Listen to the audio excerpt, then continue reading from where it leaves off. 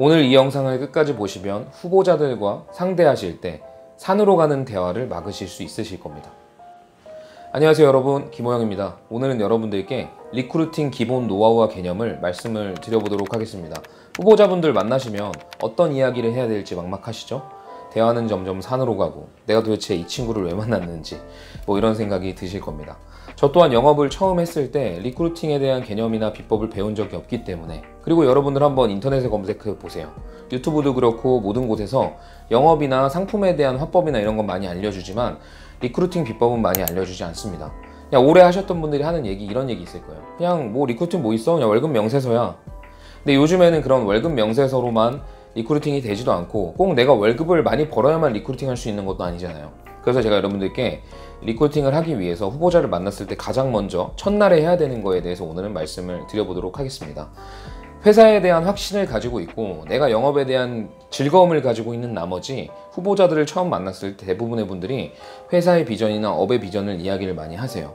그런데 사실 후보자 마음은 그렇지 않습니다. 후보자들은 처음에 80%의 두려움과 20%의 희망과 도전의식을 가지고 와요. 근데 내가 아무리 업의 비전을 말하고 회사의 비전을 이야기해줘도요, 이 20%가 향상되는 일은 정말 극히 드뭅니다. 80%의 두려움을 가지고 있는 상태에서 이걸 해소시켜주지 않은 상태에서는 아무리 20%를 많이 얘기해줘도 이게 올라가지 않는다는 거죠. 그러면 우리는 어떻게 해야 될까요? 우리는 이 80%의 두려움을 제거해주는데 집중을 해야 됩니다. 후보자를 처음 미팅했을 때 말이죠. 근데 그 두려움은 보편적으로 4가지 정도로 볼 수 있겠습니다. 이 4가지를 크게 벗어나지 않아요. 첫 번째, 지인 영업에 대한 두려움. 그리고 두 번째, 기본급에 대한 부재. 그리고 세 번째, 영업에 대한 두려움. 그리고 네 번째, 영업직에 대한 두려움이겠죠. 이런 4가지에 대한 보편적인 이유를 가지고 후보자들은 두려움에 떨고 있습니다. 그럼에도 불구하고 우리 앞에서 미팅을 하고 있는 이유가 뭘까요? 바로 20%의 희망과 도전해보겠다는 의식 때문입니다. 그럼 우리가 그 사람을 앞에 두고 이 20%를 끌어올려 주려고 노력을 해봤자 이게 올라가지 않습니다. 왜냐하면 두려움이 점점 커져서 도전의식이 줄어들거든요. 여러분들도 그런 경험 해보셨을 거예요. 무언가를 도전하려고 할 때 자꾸 인터넷에 검색하는 이유는 잘 됐다는 사람들의 사례를 보기 위해서가 아니라 안 됐다는 사람들의 조언을 듣기 위해서죠. 그런 것처럼 사람의 본능은 좋은 것보다 무서운 것, 공포스러운 것을 더 찾게 되기 때문에 그 부분을 먼저 해소시켜주지 않는 한 후보자는 밝은 얼굴로 나를 다시 찾아오지 않을 것입니다. 그래서 우리는 이 4가지에 대한 부분을 제거를 해주는 데 집중을 해야 될 것 같습니다.